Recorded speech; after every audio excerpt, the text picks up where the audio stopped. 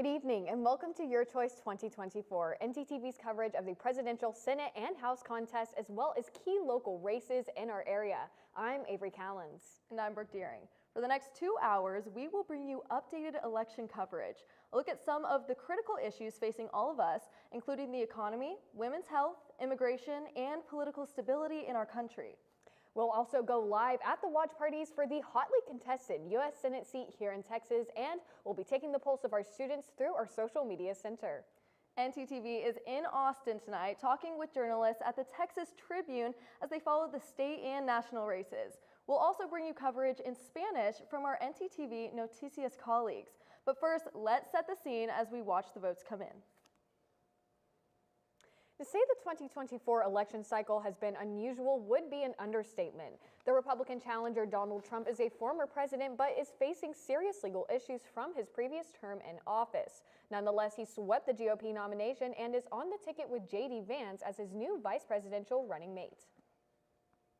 As for the Democratic ticket, the current president, Joe Biden, began the race but in late July dropped out. On the same day, he formally endorsed Vice President Kamala Harris as his replacement. She launched her campaign on July 21st, choosing Tim Walz as her vice presidential running mate. While at first it seemed the GOP Trump ticket would reclaim the White House, the situation has changed dramatically once Harris began campaigning. The race has tightened into a near tie as we go into tonight's election. But it's not just the White House that is on the line here. In Texas, the U.S. Senate seat held by Republican Ted Cruz is on the ballot. That race is being watched on national level as Democratic Congressman Colin Allred has made a strong showing.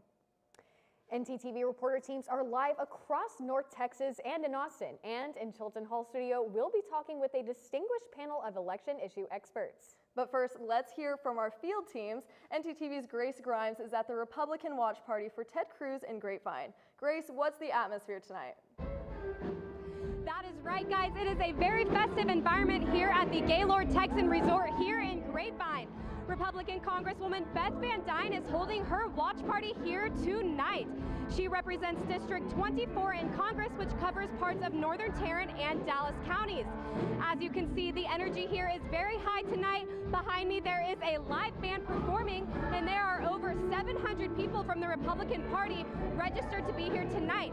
It is early on in the event, so people are just now trickling in, but I will keep you posted later in the show. That's an early look at what is going on, so let's hand it over to my colleague Chris Goodwin in the Dallas Party for the Dallas Democratic Party that's watching. The Democrats are here in the Longhorn Ballroom in Dallas, and they are very excited about their prospects tonight. Besides enthusiasm about the presidential ticket, they have high hopes for Colin Allred. The congressman has been in the House of Representatives since 2018, and he was born in Dallas and is a fourth-generation Texan. Now, he is hoping to change his address in Washington from House to Senate, replacing Ted Cruz. Now, let's head over to the state capitol in Austin with ntTV reporter Drew Mauer, who is reporting live from the Texas Tribune. Drew? Yeah, thanks, Chris. I'm here at the Texas Tribune, located about 2 blocks away from the Texas State Capitol. And the Tribune, they're a politically informative news website focusing on informing the voter, educating the voter, and encouraging voter participation, not only in the state of Texas, but across the nation. I'll be back later in the show with some more information about the Texas Tribune, as well as some interviews with some reporters here. But for now, I'll send it back to the desk with Brooke and Avery. Guys?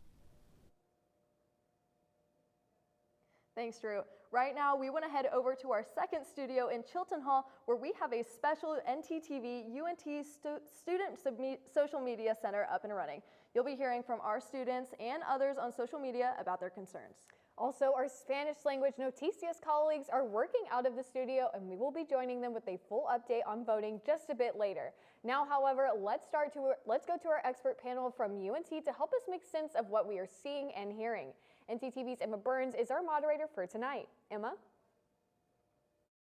Thanks, you two. Let me give you a quick panel introduction, and then later we'll turn to each of them later in the broadcast for their take on tonight's events and topics. With us is Professor Valerie Martinez, a political science professor here at UNT. She has done extensive research on Latino politics. Also with us is Professor Jeff Rouse, the chair of the UNT Economics Department. His areas of expertise include current economic issues and governmental issues. Also joining us is Professor Vakar Ahmed from the Department of Geography.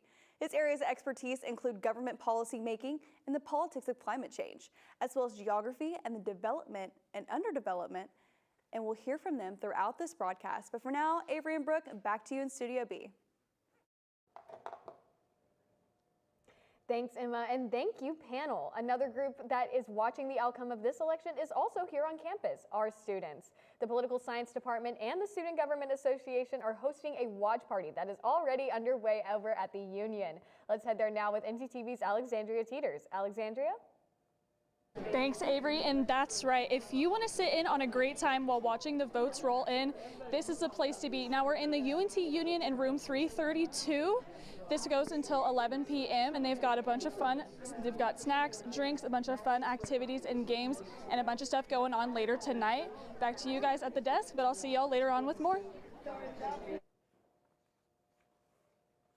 Thanks, Alexandria. Events today are driven by social media, and elections have become a critical topic across all social media platforms. ntTV's Aaliyah Bordeaux and Madeline McCrory are in the Social Media Center with more on that aspect of tonight's coverage. Ladies? Thanks, Brooke. There is no question social media and multiple platforms are the way we gather information and watch it. A recent Pew Research study reported 86% of U.S. adults get at least some news from a phone, computer, or tablet. That same study, which was conducted just 1 year ago, also showed just over half of adults, about 54%, get some news from social media. Now, while news apps are the preferred way to get that information, that depends on your age group. 45% of young news consumers between 18 and 29 say they use TikTok as a primary news source. Reddit, Instagram, and X were close behind. We asked students on our campus about their perspectives on important political issues, and we will share those responses with you throughout our broadcast.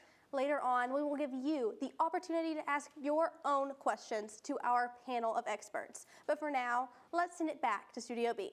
Avery and Brooke. Thank you, Aaliyah and Maddie. Watching an election is daunting because there is so much information coming in from so many sources. However, at a local level, one way to consider the information is to watch certain key counties. What a few counties have done consistently in election cycles can tell political experts which way the overall vote is going. Tonight, ntTV's Jackson Berry and Aaron Erie are on that beat, and they join us now. Jackson and Aaron, what do you have for us? That's right, Avery. At the national level, there are only 6 counties in the entire country that have predicted the actual outcome of the presidential election since 1960, and none of them are in Texas. Experts watch these counties as a snapshot of what the nation is doing.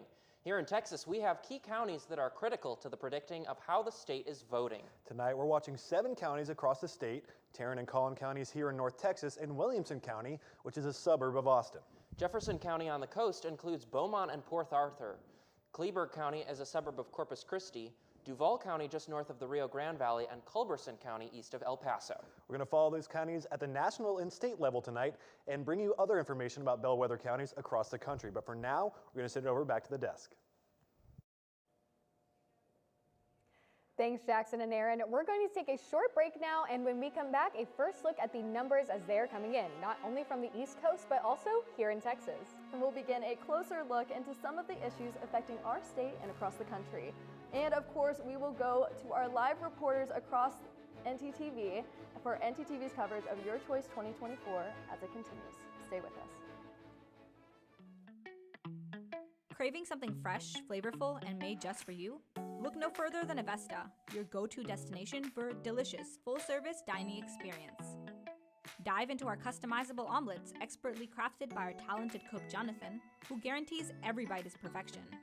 All our dishes are handmade, prepared with only the freshest ingredients.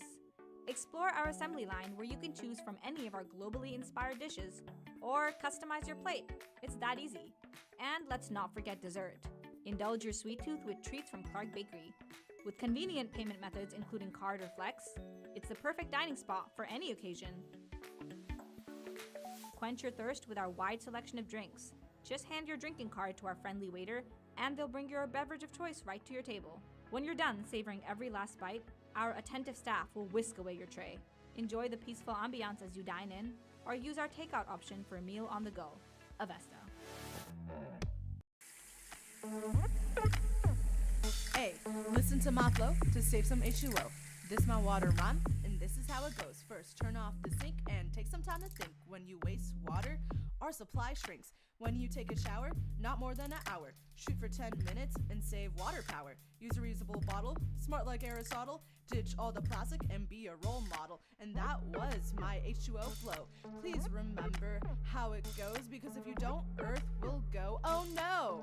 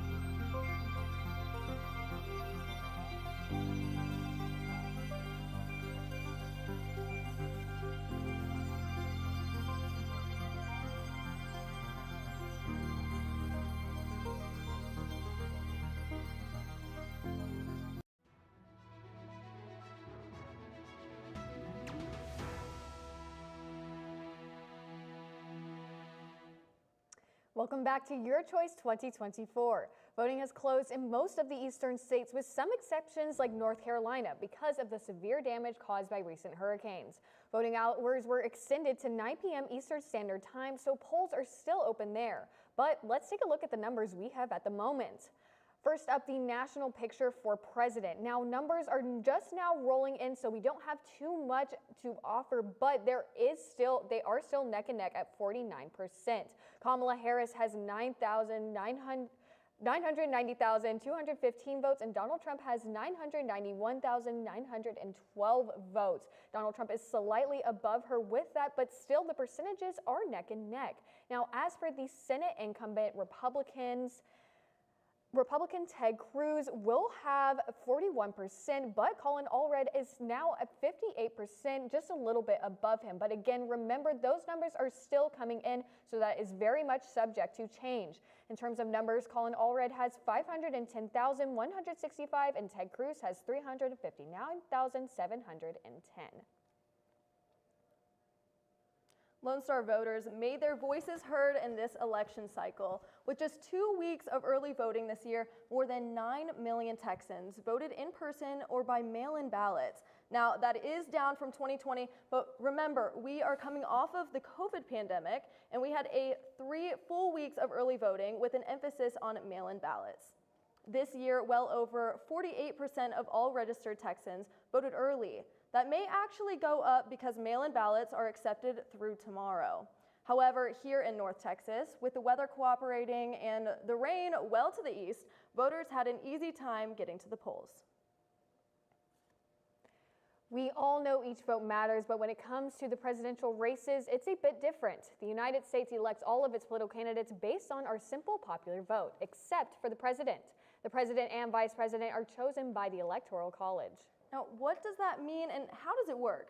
A candidate for president can win the popular vote and still lose the election. That is exactly what happened in 2016 when Hillary Clinton won the popular vote by more than 3 million ballots, but lost the election to Donald Trump because he won states with more Electoral College votes.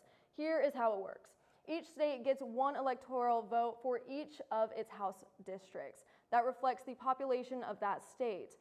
Of each state also gets 2 more votes, which represents its 2 senators. Texas has 38 House districts representing all the people out of that state. We also have 2 senators.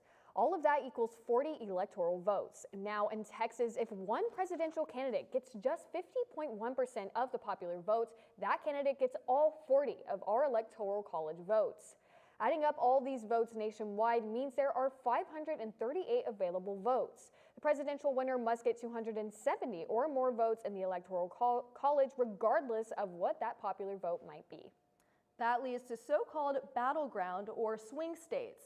This year, there are 7 swing states, and these 7 states may not have as many electoral college votes as Texas or California, but because their popular vote could go either way, they could tip the election in Arizona, Georgia, Michigan, Nevada, North Carolina, and Pennsylvania, and Wisconsin, which could decide the presidency depending on who wins in each of these states.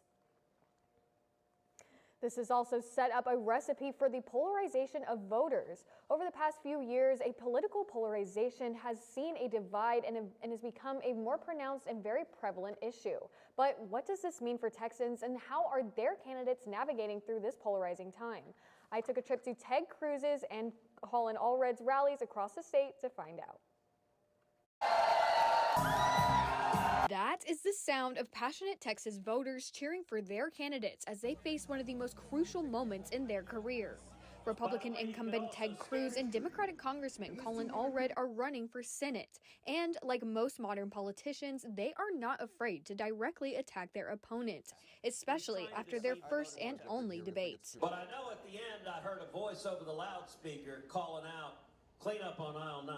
I knew he was getting cooked when he started yelling. But what does this kind of opposition mean for Texans? Texas is also very strongly partisan, and the parties are distant, so we would say as well it's polarized. This polarization fuels state policy making because despite Texas being a more politically diverse state, it's still a leader in many conservative policies. If you were to go back, even 10 years, the Republican Party was really more or less a strong core party related to business interests, right? What can we do to promote economic growth? But over the last few years, as the Democratic voices have dissipated, they're speaking out more on cultural issues and social issues, and so that pulls them further to the right. Despite this polarization, Cruz and his supporters still believe they speak for the majority of Texans. Listen, I think in Texas there's a lot of common sense that prevails. What I talked about tonight and what I'm talking about all over the state is my top 3 priorities: jobs, freedom, and security. But of course, so does Allred and his supporters, like Marvin Jones and his wife. The thing what Cruz is, obviously he's a Republican, I'm a Democrat, but he tends to vote against anything that's for the people. But as it stands, Professor Esposoja points out the Republican stronghold on Texas politics is a formidable force. But the question when we're talking about partisanship and polarization, who's going to turn out to vote, and are there enough Democrats to be able to override the strength of the Republican Party in Texas? And I predict the outcome will be close, but I don't see anything yet that's pushing Allred to be able to overcome the dominance of Republicans in the state of Texas. For more on what this political divide means to Texas and the nation, let's join ntTV's Emma Burns and our panel of experts in the Chilton Hall studio. Emma? Thank you, Avery. We're going to start off with a big question. Is the foundation of the United States political system in danger when the nation becomes so emotionally divided? Whoever would like to go first? I think that there's always been division, and polarization is not a new thing. Leadership has been what has caused the danger more than anything, and I would say Donald Trump's danger is dangerous. But psychologically, people are just different. So we are polarized, and it's reflected in what leader we want to choose. There's a really good book called Prius or Pickup, answers to 4 questions of how people see the world. So according to these guys, Hetherington and Wheeler, conservatives are scared. They see the world as a scary place. And liberals see the world as a safer place. So conservatives buy trucks and liberals buy Prius. And so they live in very different worlds because of the life choices they make. And we've always been polarized like that. So I really do think it depends on the leadership in terms of the foundation of our democracy. But you probably know more about the economy and how that bolsters the democracy. Well, there's been so many changes over the last, let's say, 30 years, right? I mean, the changes in where economic production, what's being produced, where it's being produced, jobs moved from New England to the South, then they moved from the South overseas. So that created winners and losers in the United States. You know, the United States had a common enemy with the Soviet Union for such a long time, and then when we weren't all kind of joining together to fight that common enemy, well, it almost seems like tribally we like to have somebody we're up against, and so when you've got problems, you want to blame somebody. Now it's going to be somebody closer, and then we've also got the internet. Right. Yeah. And with the internet, people can get news more tailored to themselves. They only hear the confirmation bias. They only hear stuff that conforms to what they believe, and they believe things that aren't true about the other side. So that's a part of it.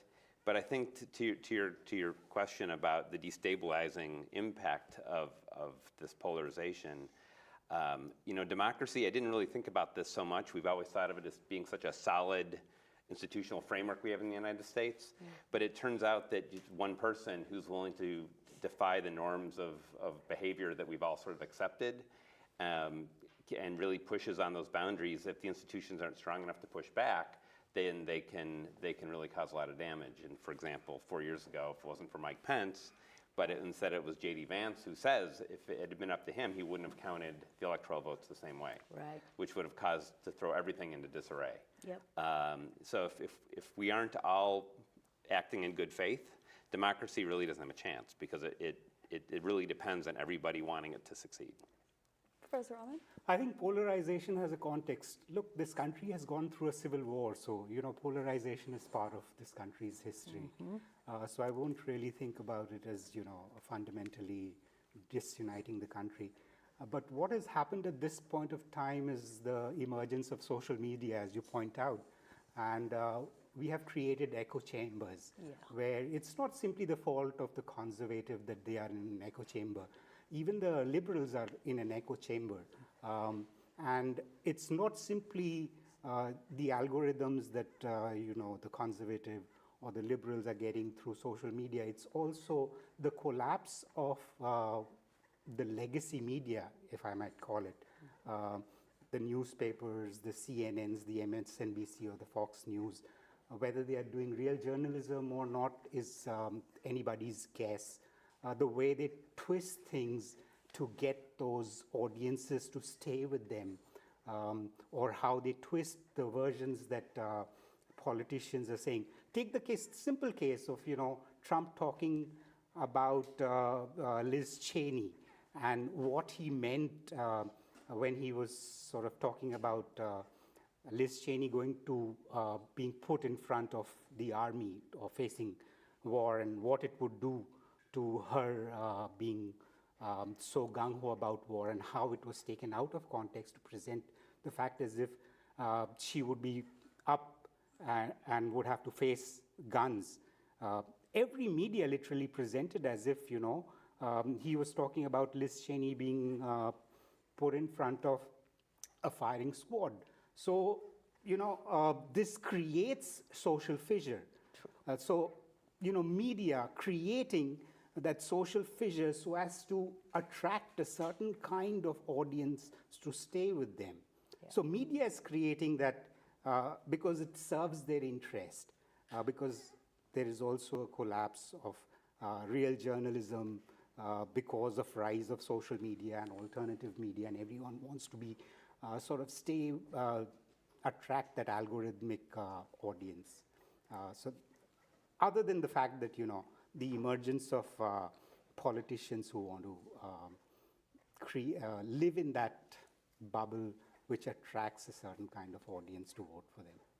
So each of you would agree that even social media, talking about news outlets having that bias, it definitely has an effect on polarization. Would you say that our country has faced more polarization? I know you'll say within the last 30 years, what about in the last 10 years, last 4 years? Like, how does that look?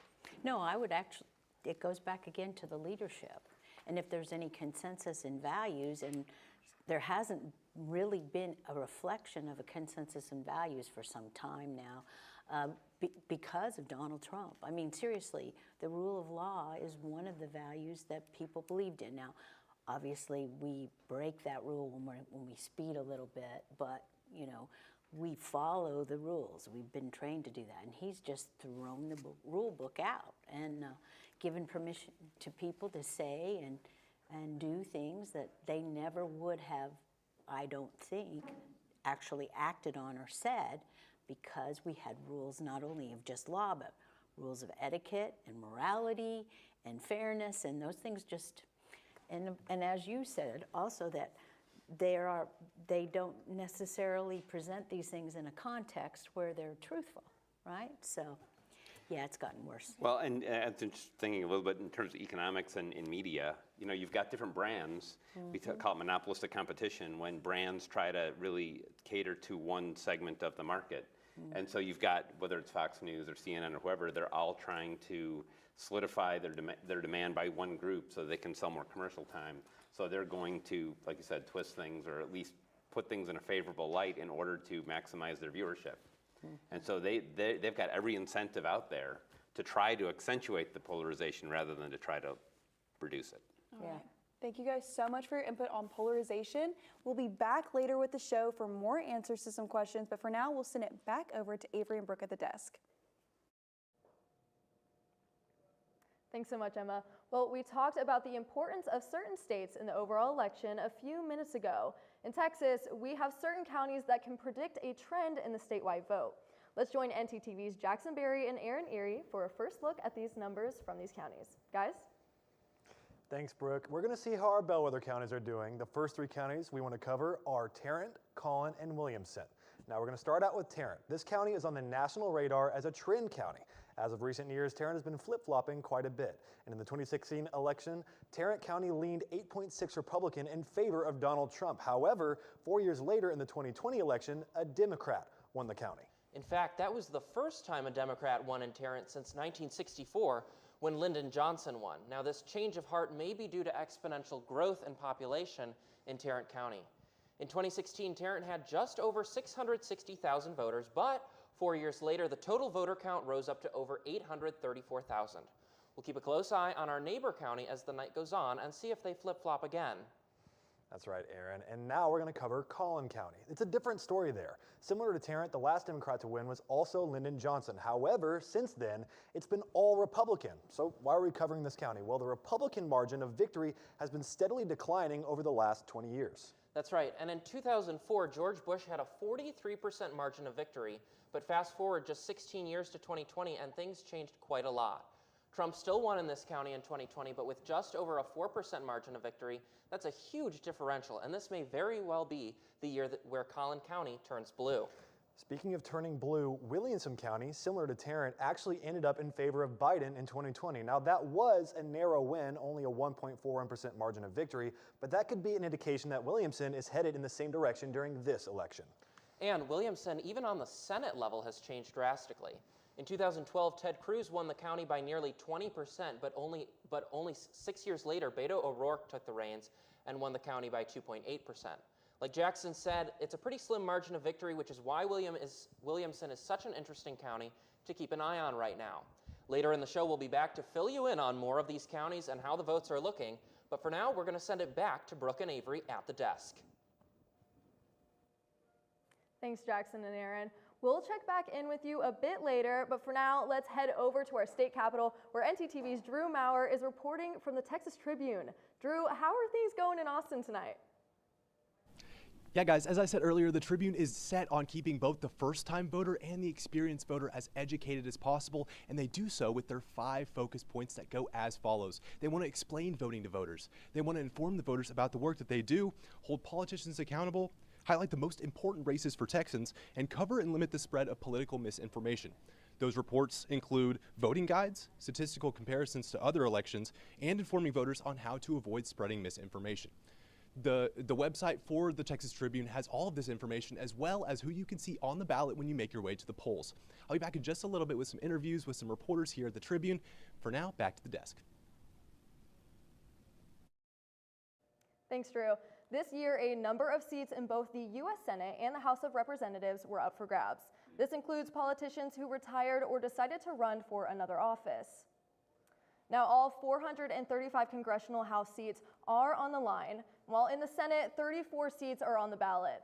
The Democrats hold a very slight edge in the Senate, whereas in the House, the Republicans hold a slight majority. A shift by just 2 or 3 seats in either chamber could mean a drastic change in the balance of power in Congress, regardless of who wins the White House. One congressman who is retiring represents most of Denton in District 26.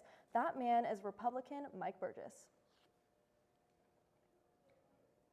He was first elected in 2002, and since then he has won re-election by significant margins. This makes Denton County's District 26 a safe Republican stronghold. With his retirement, Burgess opened the door for a contest in Denton County, but most political watchers predicted that whoever ran on the GOP ticket would win, since Denton is a solid Republican county.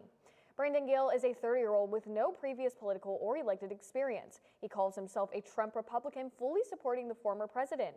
Gill swept the Republican primary and is facing the Democratic challenger, Ernest Lineberger III. Lineberger is a Navy veteran and engineer for Texas Instruments. He ran unopposed in the Democratic Party. That's right, Avery, and regardless of who wins, any seat depends on the vote. One group of people that is always considered to be important but often doesn't meet expectations is the youth vote, people under 25. Tonight here on UNT campus, the student government joined forces with UNT's political science department to host a watch party. ntTV's Alexandria Teeters is with that very group. Alexandria, what are you hearing from the student body there? Avery and Brooke, there is a lot of energy here tonight. Students are engaged in this election. We actually just finished playing a Kahoot. Now I'm here with the president of the SGA, Alfred Dozier IV, who's going to answer some questions about this event. Now, how much preparation time went into this event? I would definitely say a lot. We started preparing around, I would say, mid-spring, and up until today. Just getting food orders, getting room bookings, kind of figuring out who's going to be ordering which. When we decided like what activities we were going to do, that was also a lot of work too, to seeing which activities work the best tonight. So I would say a lot of work. We're also balancing our other duties and responsibilities and stuff. Yeah, absolutely. And what inspired the Student Government Association to do an election watch party? So I think it was when like one day I had the idea, I was thinking about politics. I'm like, oh, why isn't no one doing like an election night watch party in September? So I like researched it and I found an article on the NT Daily website from like when Mitt Romney was going up against Barack Obama, and they did one in the syndicate. So I was like, this is something we can do. And one thing SGA is focusing on this year is really voting and politics and like just civic engagement. So it was really fun, and I knew we wanted to do it. All right. Well, I'll be back later with more, but that's all I have for you right now. Back to you in Studio B. Thanks, Alexandria. When we come back, we'll focus in on the race for Senate, including the number of seats up for grabs and the potential outcomes for the open seat here in Texas. And we'll check in with our Spanish language news colleagues with an update on the vote count. We'll be right back. Now we return to Fabric of Passion. Oh, Hector, it will be so hard for us to part, but we must. But, my love, what did I do? I thought we were meant to be together forever. I am so disheartened to say that you're just not in style anymore. But you will be, to someone else, in a better place. You're gonna shred me? No. I'm donating you to one of the many clothing donation boxes available on campus. There is one in the Union by the Syndicate and one on Union Circle Drive. Oh, well, why didn't you just say so? I'm gonna be someone's new shirt. I thought you'd be more distressed. Oh, absolutely not. It was cramped in your closet anyways. Maybe you would like to be shredded after all.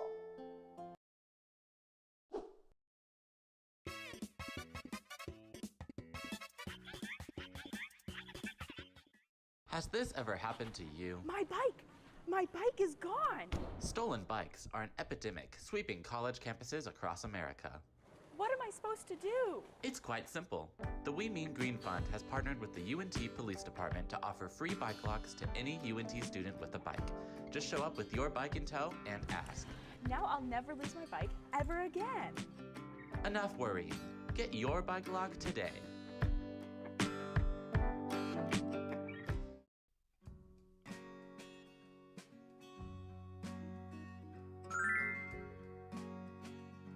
here to rescue you.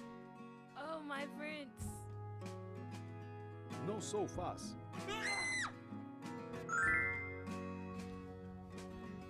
This story's going to be awesome.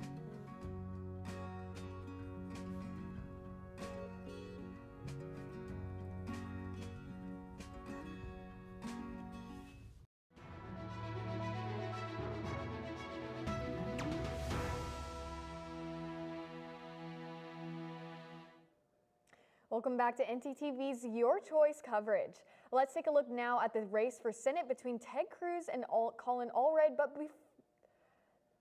All right, and with that race, we have 3,031,557 votes for Colin Allred. He's now taken a bit of a lead in 50%. Ted Cruz has a total of 2,922,565 and just under Allred with 48%. Now, those numbers are still rolling in, so they are very much subject to change. Now, let's go ahead and look at our presidential election. Right now, Kamala Harris is at 2,342,667 votes, which puts her slightly under Donald Trump at 46%. Donald Trump is slightly over at 52% with 2,596,743 votes. We will be keeping you updated on those numbers for the rest of tonight. Thank you, Avery. 34 U.S. Senate seats are up for election tonight. Of those, 11 are held by Republicans, but only one could be in danger of flipping, and that is the seat now held by Ted Cruz here in Texas. 6 years ago, in a tight race against Beto O'Rourke, Cruz won by just 2.5% of the vote. He faces another tight race tonight against Congressman Colin Allred. He has a track record of winning his elections with comfortable margins. But there are other key Senate races across the country, particularly in 5 of the battleground states. They are Wisconsin, Michigan, Pennsylvania, Arizona, and Nevada. If any of these 5 Democratic senators lose their seat, that could tip the balance of the power to the Republicans in the Senate. But no matter what part of the country you live in, the issues are still very much the same. Over the past few days, North Texas Television has been taking the pulse of our own students. For more on that, let's turn it over to Aaliyah Bordeaux and Madeline McCrory in the Social Media Center. Thanks, Avery. Using the Instagram polling survey tool, we developed 6 questions to ask the students here at UNT. We asked these questions over a 2-day period. Let's look at the responses to the first 3 questions. We asked which of these issues are most important to you: the economy, women's health, border security, or ending political polarization. By a significant margin, the #1 issue of importance was women's health, with the economy a rather distant second. The second question asked about the influence of a political party. How likely are you to vote based on the party?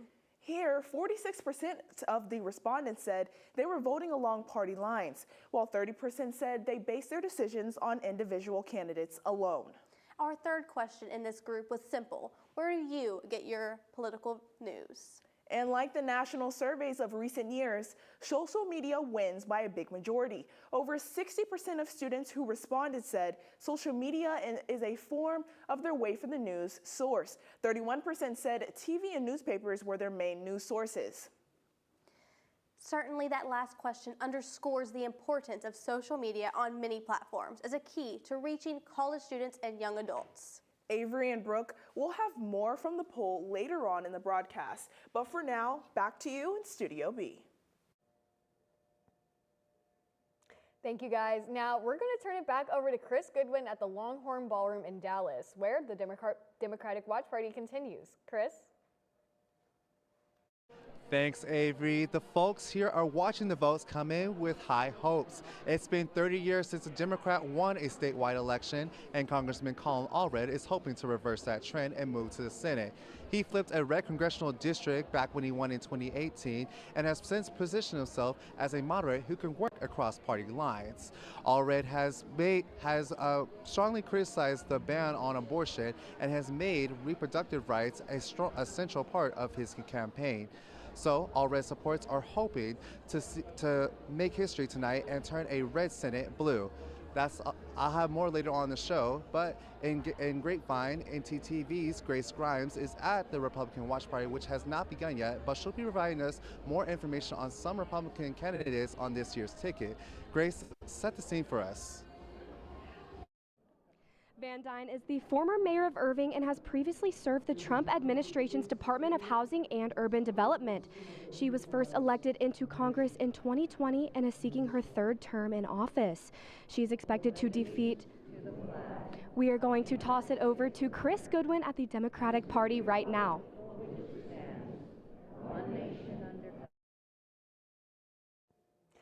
Thanks, Grace. We'll check back with you later in the show. Right now, let's send it over to our team on the Spanish news desk in Chilton Hall for an election update with Noticias anchors Mauricio Ortiz-Segura and Valentina Rojas. How's it going over there, guys? Thank you, Avery and Brooke.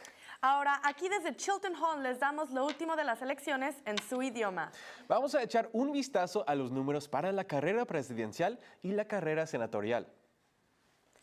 Hablando de la carrera presidencial, vamos a empezar con los números de Donald Trump.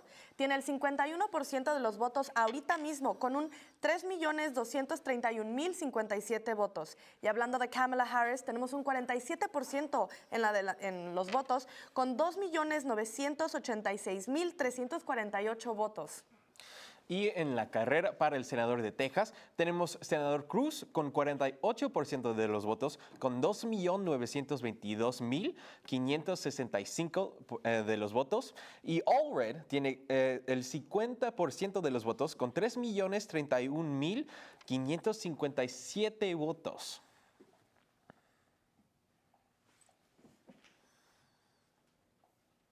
Y ni los republicanos ni los demócratas pueden ganar sin el voto latino. Sin embargo, hay muchas razones por qué los hispanos querrán ir a votar.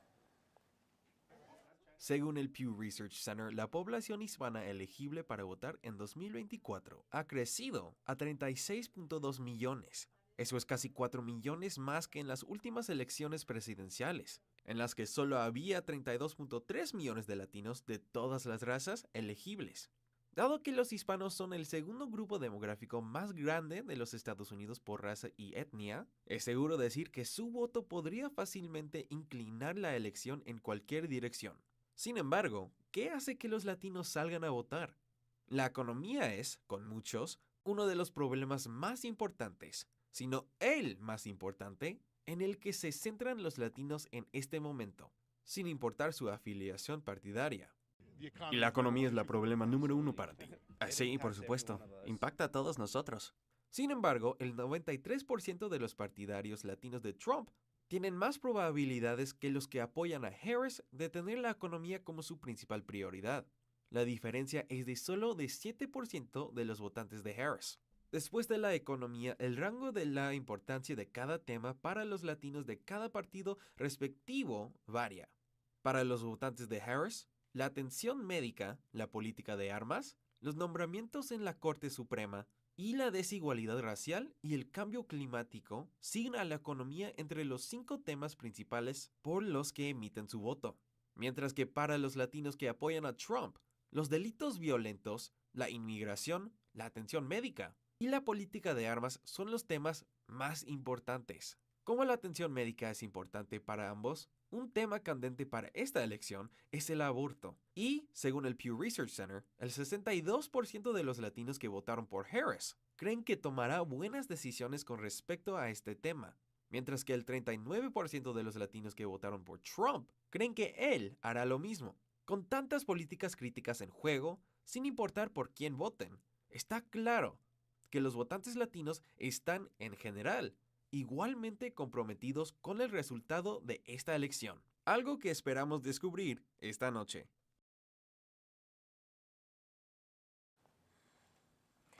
Los resultados en esta contienda de elecciones presidenciales han sido muy parejos, donde según las encuestas, las cifras se encuentran en un equilibrio delicado, sin una preferencia clara entre Kamala Harris o Donald Trump.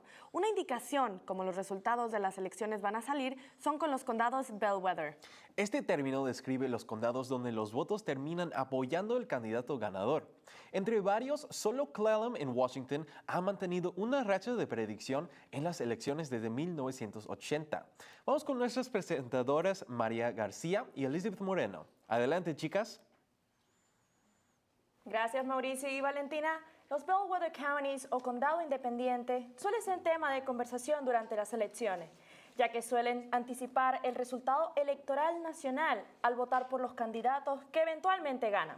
En Texas, algunos condados muestran un perfil que los podría convertir en nuestros indicadores clave, incluyendo Tarrant, Collin y Williamson, donde Trump y Biden lograron victorias ajustadas en las elecciones del 2020, con un margen de menos del 3%.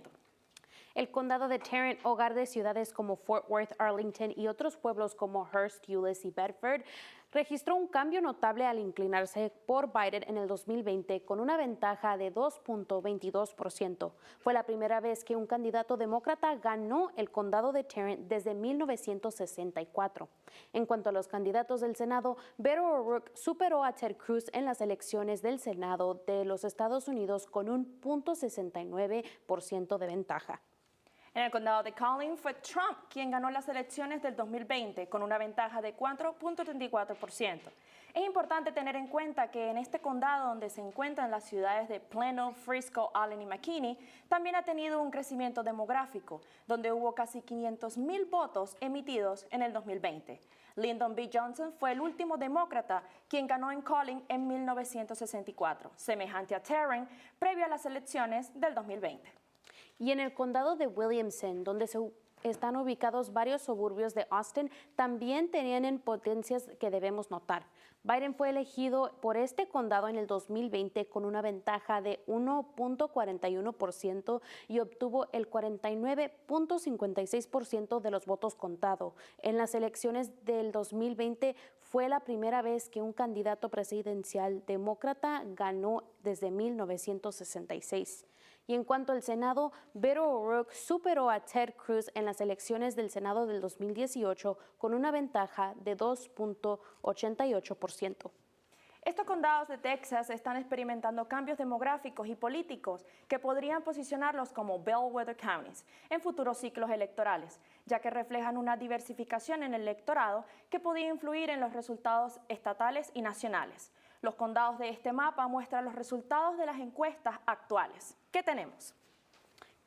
Como podemos ver, en el condado de Collin, el 55% de los votos han sido para el candidato republicano Donald Trump, eso siendo 238.536. En cuanto a Kamala Harris, ella lleva el 43% del voto con un total de 187.943 votos contados.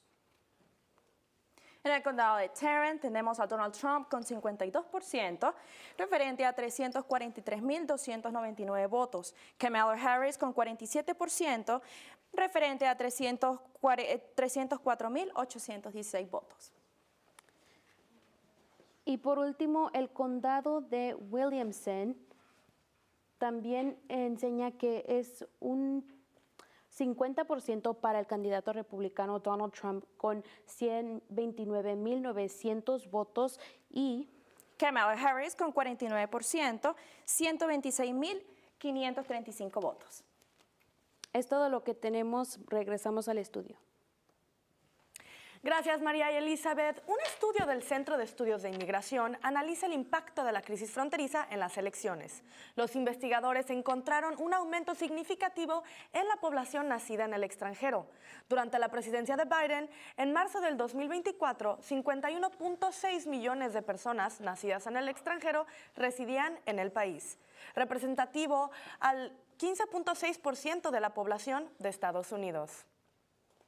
Y según la Ley de Inmigración y Nacionalidad, cualquier extranjero que haya votado en violación de cualquier disposición, estatuto, ordenanza o regulación constitucional federal, estatal o local es deportable. Aunque personas indocumentadas no están permitidas votar en las elecciones, su presencia afecta la distribución del Congreso. Cuanto más personas haya en un estado, sin importar el estatus inmigratorio, más distritos electorales y asientos en Congreso obtendrá un estado. Adicionalmente, el número de distritos electorales de un estado determina cuántos votos del colegio electoral recibe ese estado.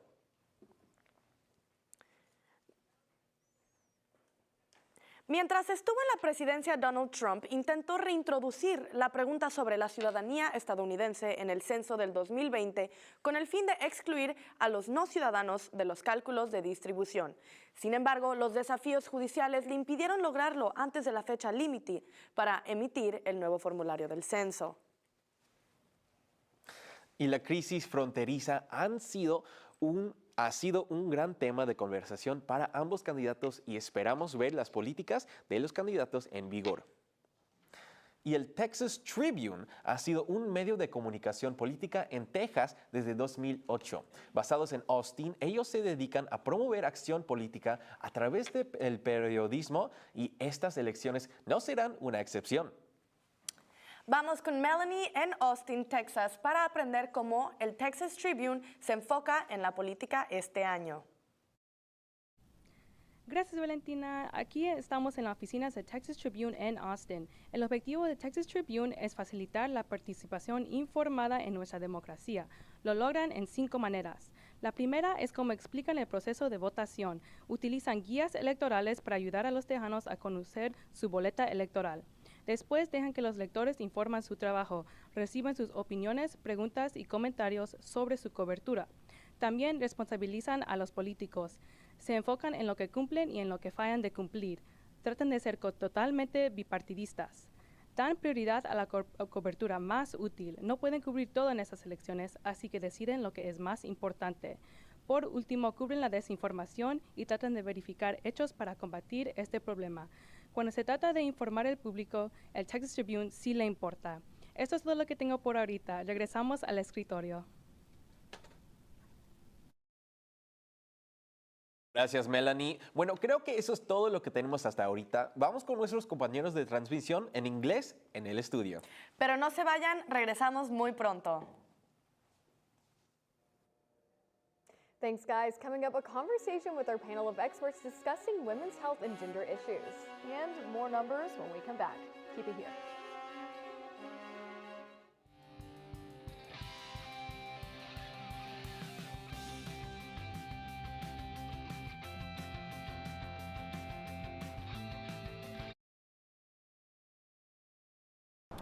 Ugh, a 20-minute walk? I don't want to do this right now. Don't worry, you can just use Transit. Transit? What's that? Transit is a mobile app that provides real-time tracking to connect buses, UNT shuttles, and even A-trains. Simply download the app, then tap on the search bar and type where you want to go. In a matter of seconds, you get results for all available routes. And the best part of it is, it's completely free for UNT students. What are you doing? I'm downloading it right now. Download Transit today and remember, make life better without a car.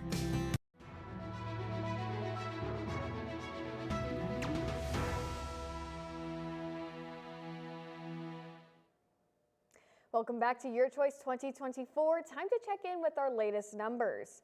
Looking first at the presidential race, Kamala Harris is still a bit below Donald Trump at 46%, even more so now by 1%.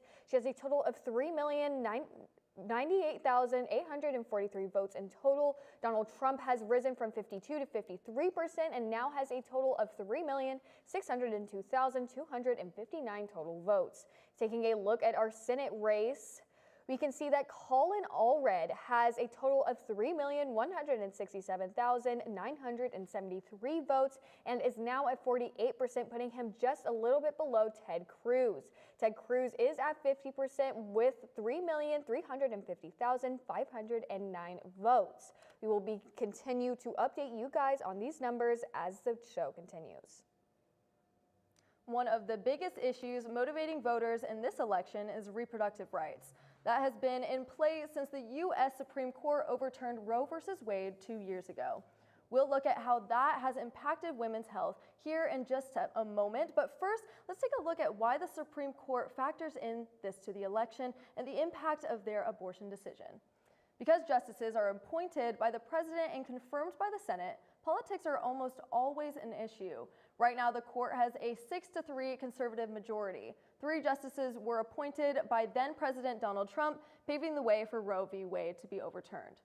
This now allows individual states to decide whether abortion is a legal right for women. Another key factor in the court is the age of the members. The presidential candidate that wins tonight could end up appointing multiple justices to the court. 3 of the 9 current justices are in their 70s, and Chief Justice John Roberts will turn 70 in January. Although they can stay on the job until they die, they do have the option to retire.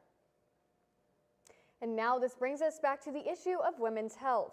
Women's health care is particularly important for voters here in Texas because according to recent national research, Texas ranks next to last in the nation for overall women's health care. ntTV's Madeline McCrory has a closer look at this pivotal issue. Women's health care is a major political issue and a complicated one. More than 17% of Texas women aged 45 to 64 are uninsured.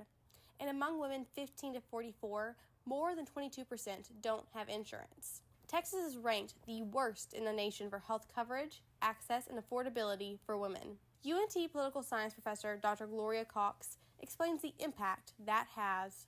When people don't have insurance, obviously they skip things and they do without preventive care. Texas ranks 49th in the U.S. for healthcare, quality, and prevention, and 38th for health and reproductive care outcomes. A major factor in these rankings is a strict abortion ban in Texas. Once the Supreme Court overturned Roe v. Wade in 2022, it did not take long for the state to make it illegal for most women to terminate their pregnancies. Texas had what we call a trigger law, and that kind of law, which Texas and several other states had, said that if the Supreme Court overturns Roe v. Wade, then our law will kick in immediately. The law instituted a 6-week abortion ban, which is before most women know they're pregnant. The sole exception is to save the life of the mother. And, of course, that's a judgment call. Dr. Terry Mitchell is a certified nurse midwife who owns Bundle Born Midwifery in Frisco. She says the law's exception is vague, which can leave medical professionals afraid to act and put women at risk. At what point is she close enough to passing away that the doctor could actually save her life by providing medical services that might include ending the pregnancy? Ahead of this election, Dr. Mitchell says she's seen a lot more anxious patients. What if something happens, or what if I need certain kinds of care? How am I going to get the care that I need? Working as a midwife, Dr. Mitchell has supported women who've experienced both great joy and great loss. She's helped them make a variety of choices and says her patients are the ones who have the most to gain or lose in the heated debate over this issue. Everyone truly does have good intentions in their heart. One side believes that they're saving the lives of babies, and one side believes that they're saving the lives of women. And so it just comes down to personal belief about which one is the right one to choose. Reporting for ntTV, I'm Madeline McCrory. While women's health and the issue of abortion and reproductive rights has been a driving force in this election, it's all part of a bigger issue, that of gender equality. This election cycle at the national and state levels has seen an increasing split between genders in terms of political support. A CBS News YouGov survey just a few days ago indicated that men were less likely to think Kamala Harris would be a strong leader because of her gender. More women felt she would be a strong leader. So we are seeing a real change in the way politics plays out in our country, with men and women splitting along those party lines. Let's go ahead and head over to Chilton Hall and our panel for their thoughts on all things dealing with these highly political gender issues. Emma? Thank you, Avery. We're going to jump right back in with this first question, guys. What do you think of this election being coined a gender gap election? With recent polls, it shows more men trust Donald Trump with being president of the United States, and more women trust Kamala Harris. What do we think about that? Well, there is a gap, and I think it's going to be the biggest one we've ever had. I would say it's going to be historic. I don't know if it's as much about the candidates, but also the issues. I mean, reproductive rights, ever since the Dobbs decision, you know, women have been upset. Right. I think there are a couple of issues that are kind of related to the economy that have to do with this.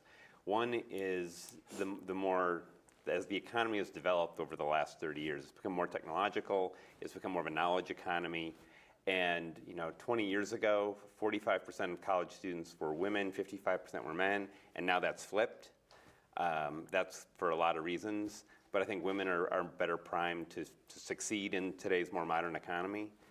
There is a swath of the United States running from northeast Texas through the Appalachians, all the way up to Maine, as wide as Ohio, the South, where the prime age males have a tremendously high unemployment rate, and instead of doing what Americans have done for a century, which is moved where the jobs are, people kind of stay stuck. It ties into the overdoses and the addiction problems that we're seeing with fentanyl and all that stuff. And so it's just causing a lot of disaffection, and people are unhappy with the way things are. And I think that just contributes to this, because it's mostly males that have been harmed by the more modern economy, where women have been more successful in it. I wouldn't really call it a gender gap issue. I think this election is really driven by gender issue. I think gender is at the center stage because of the Roe versus Wade issue. I don't think the central issue is that there will be a big divide between, the male perspective or the female perspective, men perspective as opposed to women perspective. The main issue is whether women have a right to their ability to make decision. And I think this is a really big issue.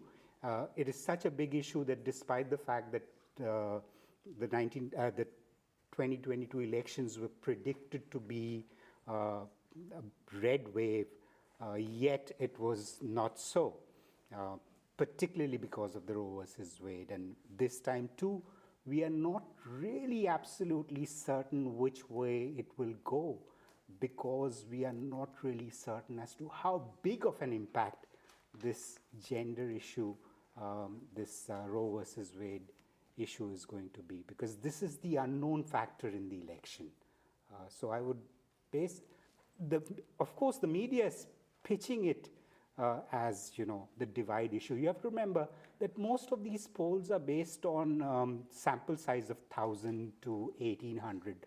That cannot really determine the very nature of this issue as a gap issue or a divide issue. I think it's the women's issue is at the center of this election. That's how I would put it. I've been running focus groups, and women that are a little bit older than me, who remember what it was like before Roe v. Wade, they're mad.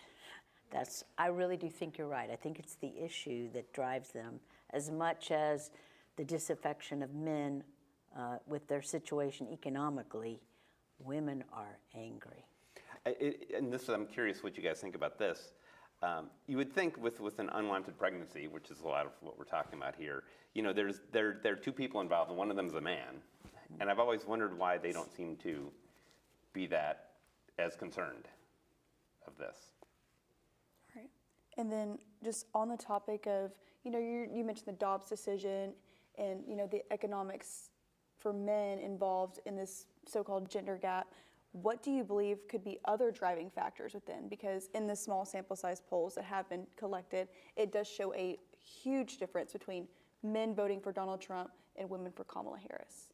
So what could be other driving factors? Well, obviously, she's a woman. I don't think that's as important as it was when Hillary Clinton ran, but it's still, for some people, an issue. For evangelical Christians, female leadership is an issue. Anyone? I'll just add in terms of what you just mentioned, Kamala Harris as a woman.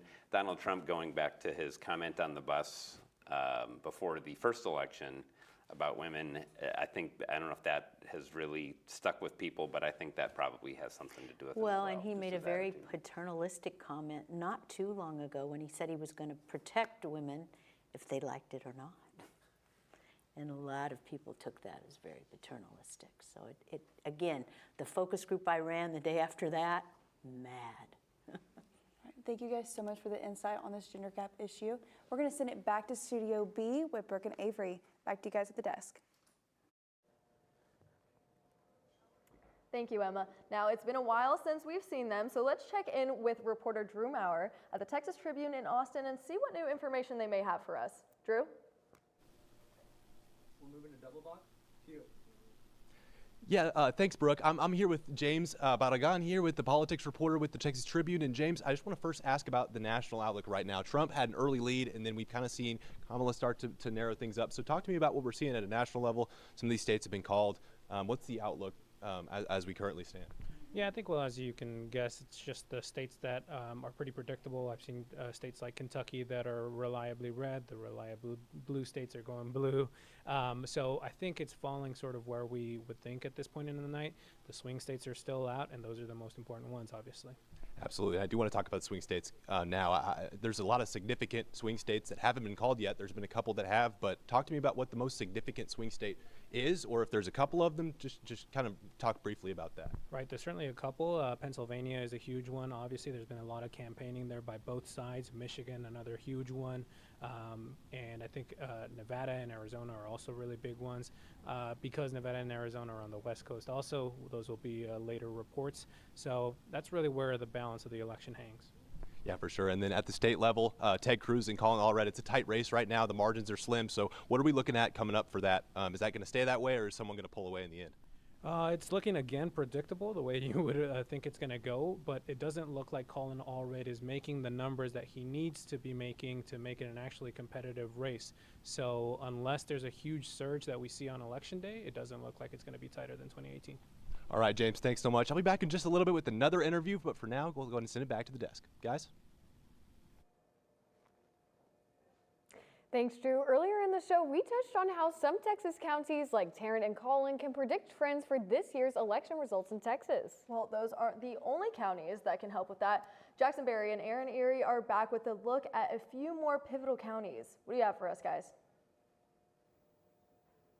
That's right, Brooke. Donald Trump is expected to win in Texas for a third straight election, but there are a few counties where the margins between Trump and Harris will be down to the wire. We showed you some of those counties in our area earlier, but let's take a look at others across the Lone Star State. Donald Trump previously won Jefferson County by a small margin in both of the last two elections. It's where Beaumont and Port Arthur are located, and Democrats would love to flip the Jefferson County blue in this election. Yeah, and another county that Democrats would love to turn blue is Nueces County, where Corpus Christi is located. Donald Trump won that county in 2016 and 2020. Both times the former president took the county by less than 3%. The last Democrat to win there was Bill Clinton in 1996. Democrats had some success there in both of these counties in 2018 when Beto O'Rourke got more votes than Ted Cruz in that year's Senate race. One region that Democrats need to hold on to is Duval County and the Rio Grande Valley.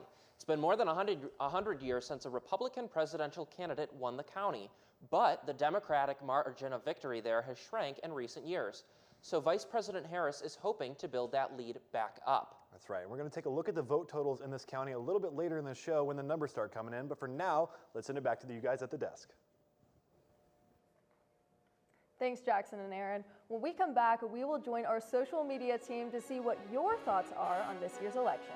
And we will check in on reporters Grace Grimes and Chris Goodwin to get an update on how the Republican and Democratic watch parties are going. Stay with us.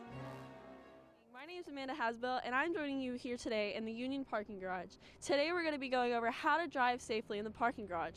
Let's go see. Oh my God! Oh my God! This girl just got hit by a car. Let's go see what happened. Ma'am, are you okay? Are you okay? Did you see that lady hit me with a car? Yeah, we did. I got it all on video. Oh my God. Let's go over here and talk about how we can prevent that. Yeah, not the hospital. Well, right now we're going to ask you a couple questions on how we can drive safely in the parking lot. What are ways that we can be aware of our surroundings? Oh, we can look both ways. Jenna, also, how about putting the distractions away? Yes, just like our phones, turning our music down, and also not focusing on our passengers. Where can you get information on how to get a parking pass? Transportation.unt.edu. If you park in a garage, make sure you pay on the app or look for further instructions on how you should pay. And remember, no pass, no park.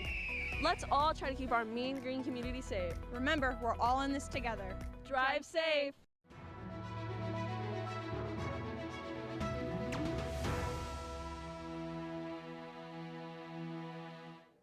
Welcome back to Your Choice 2024. Let's take a quick look at what the numbers are looking like at the moment. As we can see in the presidential race, Kamala Harris is still just a bit below Donald Trump at 45%, but this is still lower from the last time we checked in on her. She has a total of 3,348,800 votes. Donald Trump has risen to be a bit above her with 54% this time, with 3,996,264 votes. Now, taking a look at the coveted Senate race, let's go ahead and see what Colin Allred is at. Colin Allred is at 3,432,861 with 47%. Ted Cruz has 51% of the votes with 3,768,091 votes. We will continue to keep you updated on these numbers as the night continues. Regardless of the outcome in any election, the key to a democracy is to exercise your right to vote. Community engagement in voting takes on many forms, but one of the most basic is simply being aware of the election process.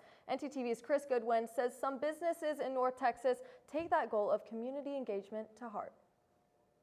I was just thinking, I said, because I was excited last time, 4 years ago, to vote myself, and I was thinking, why not to make other people more excited, more encourage them to do it. What can I do? North Point Cafe is rewarding citizens who voted with a free cup of coffee if they show off their I voted sticker. Their goal is not to influence guests to choose a side, but rather to get people engaged with the election process. I was thinking maybe it's going to help. And last time, 4 years ago, it did really work, and people, they were excited. They keep coming and show me their I vote. It's happened today too. Other businesses around North Texas are actively trying to get citizens involved. Here are some more deals to snag during the election cycles. Lyft, the rideshare company, is offering voters 50% off on rides to polling locations until 10 p.m. and bike share using the code VOTE24. Krispy Kreme is giving free donuts to customers with their stickers, and Grubhub are also giving discounts on multiple food chains until November 10th. So, while the polls are tallying up the numbers, go see how you can tally up some freebies. For ntTV, this is Chris Goodwin. Let's bring it back over to our social media anchors, Aaliyah Bordeaux and Madeline McCrory. Fill us in on your findings, guys. Ladies, now is our chance to have some great interaction with our audience. It's time to send us your questions, which you will then turn over to our panel of experts for their responses. That's right. We've never done this before, so we are so excited to give you a chance to ask your questions about the state of our country and what you can do to get involved in the political and social process. You are looking at the QR code for this segment. Scan it and send us your thoughts. We'll try to get to as many of these questions as we can in the last segment of our expert panel later this evening. But for now, that's it for the social media side, so scan the code and send us your thoughts. Thanks, you two. Now, I'm wondering what it's like outside of the studio now that voting's coming to an end. I agree, Brooke. Well, that means it is the perfect time to check in with our live reporters. Let's go ahead and take it to Grace Grimes at the Republican Watch Party over at the Gaylord. Stein is the former mayor of Irving and previously served the Trump administration's Department of Housing and Urban Development. She was the first elected to Congress in 2020 and is seeking her third term in office. She is expected to defeat Democrat Sam Epler in this election. In other parts of North Texas, voters will choose new representatives tonight. That includes Denton and surrounding areas. Republican Congressman Michael Burgess is not on the ballot this year. Burgess has represented the state's 26th district since 2003, but is retiring early next year. The race to replace him is between Republican Brandon Gill and Democrat Ernest Lineberger. Since this is a heavily conservative district, Gill is favored to win. Gill is just 30 years old and would become one of the youngest members in Congress. Elsewhere in North Texas, longtime Republican Kay Granger is also retiring. She has represented parts of Tarrant and Parker counties in the U.S. since 1997. Republican Craig Goldman and Democrat Trey Hunt are in the running to replace Granger. The district also heavily favors the GOP, so Goldman is expected to declare victory tonight. And while these races are expected to favor Republicans, we may have to wait a few days to learn which party will control the House next year. The GOP is hoping to hold on to the majority of the House, but the Democrats are hoping to climb up after being the minority party for the past 2 years. That's all I have for right now, so let's take it over to Chris Goodwin, who is at the Democratic Colin Allred party. Chris? Thanks, Grace. The party started at 7 and people who are coming in still very thickly. Seats are filling up very fast and the crowd is watching the screens very intensely. They're watching the numbers come in and they're enjoying themselves. There's a food truck outside. People are still going up to the bar like crazy. And there's even a photo booth in front of Colin Allred's campaign where I've seen a couple people do some dances for TikTok. But that's all I have for the Democratic Watch Party. Let's check back in with Alexandria Tedders, who is in the union spectating the SJA Watch Party. What's happening, Alexandria?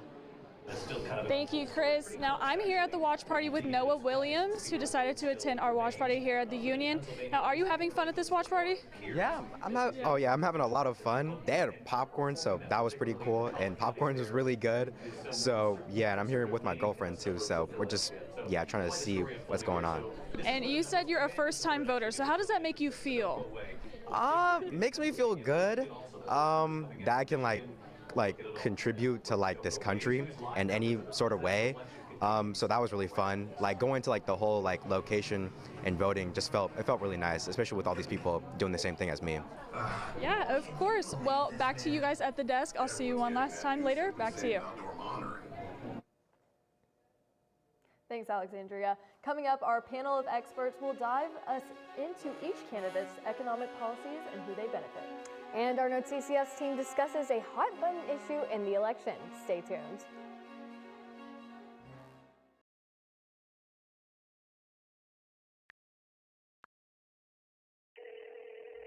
Hey Alex, this guy on the internet says he wants to give me money. That sounds suspicious.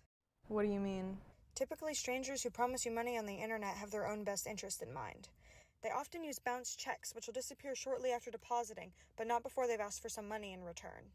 So he doesn't really want to spoil me? No. Well, then what should I do? The best way to handle it is to block and report the suspicious message, or even consult local law enforcement if you've already fallen victim. So I guess we aren't going to Key West for spring break. No. So a man's been walking in the desert for days at a time. He finally comes across a bar and orders a Coke. That's not funny. Eh? Eh?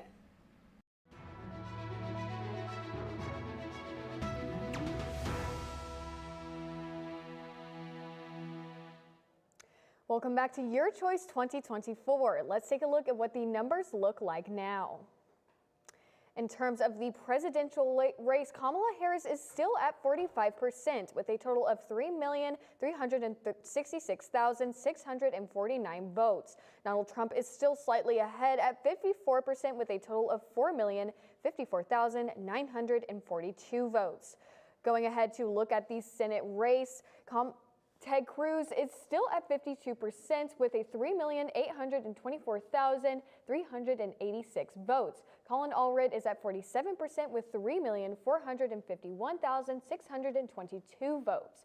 We will keep you updated on these different percentages and numbers as the night continues.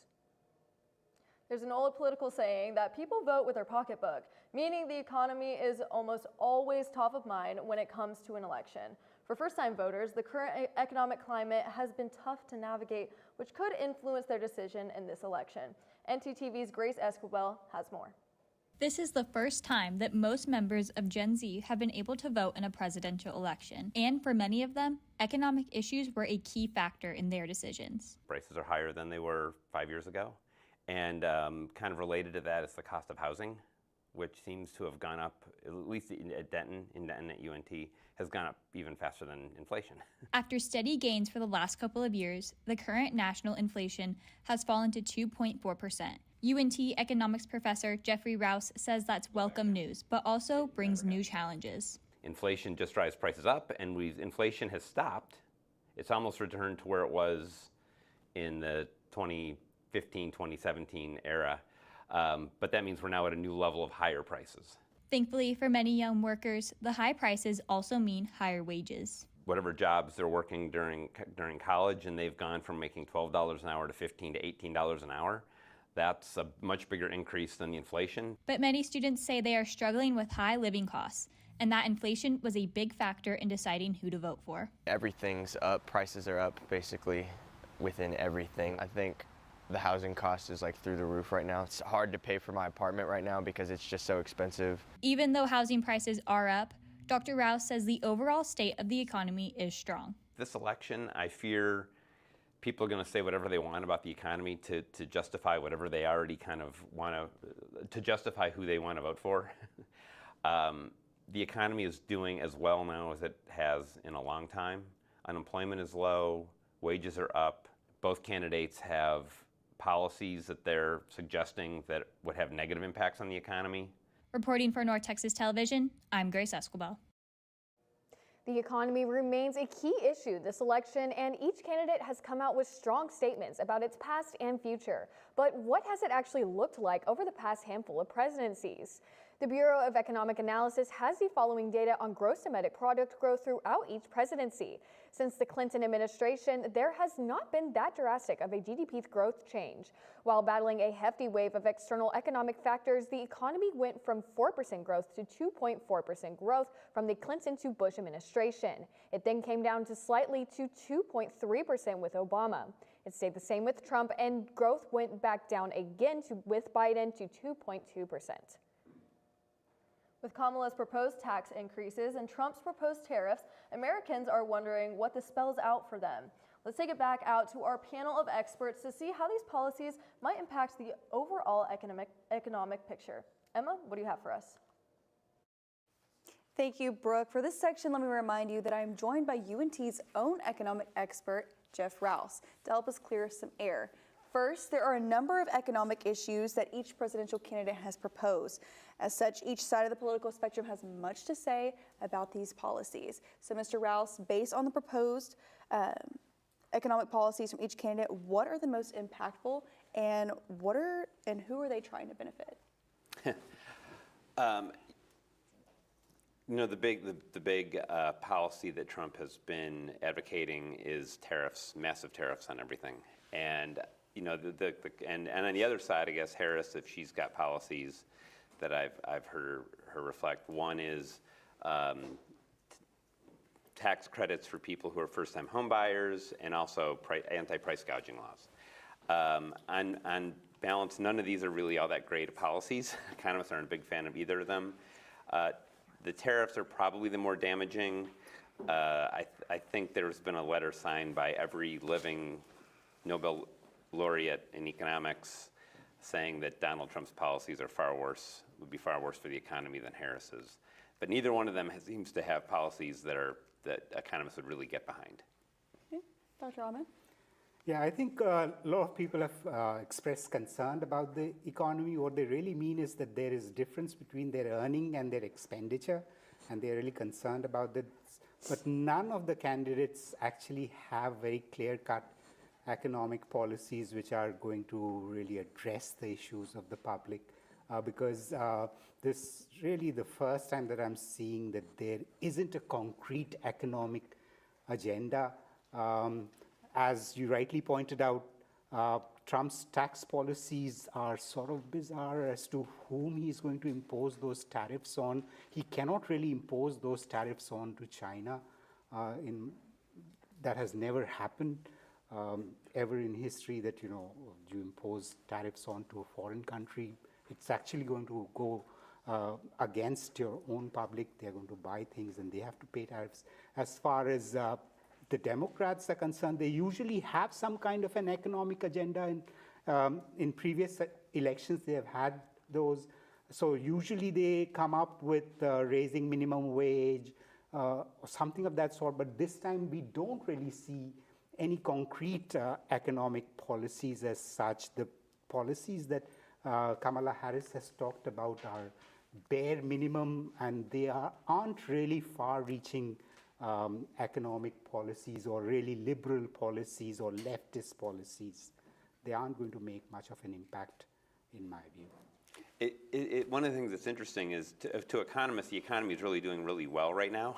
People have been focusing on the inflation that happened over the last 5 years. And the inflation was driven basically because both parties, about $4 or $5 trillion under the previous Trump administration, about $2 trillion under the Biden administration of spending in order to stimulate the economy and to help us get through the pandemic.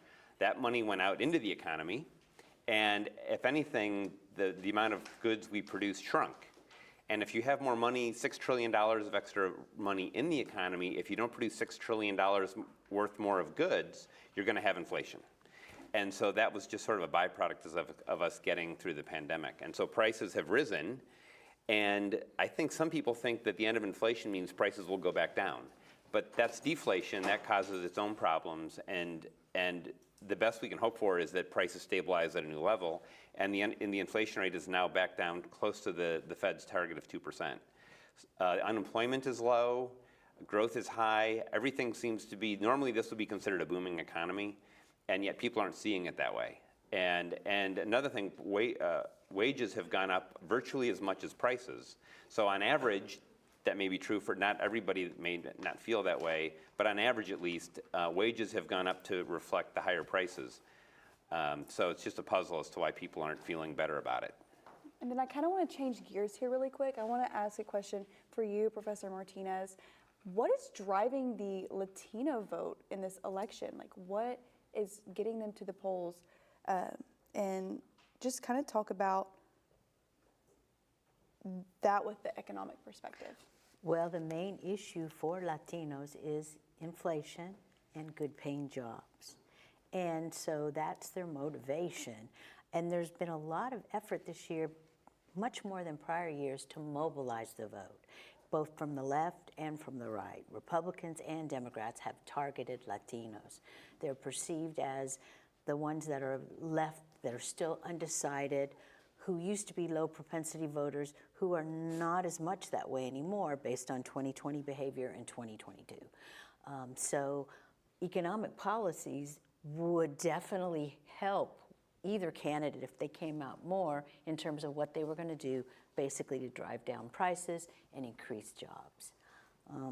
I think Latinos really are going to turn out. I think the sleeping giant woke up a couple of years ago and it's not going to sleep. But we don't know how they're going to vote because most of the Latinos are voting for the first time. The largest group of Latinos are between just turned 18. So.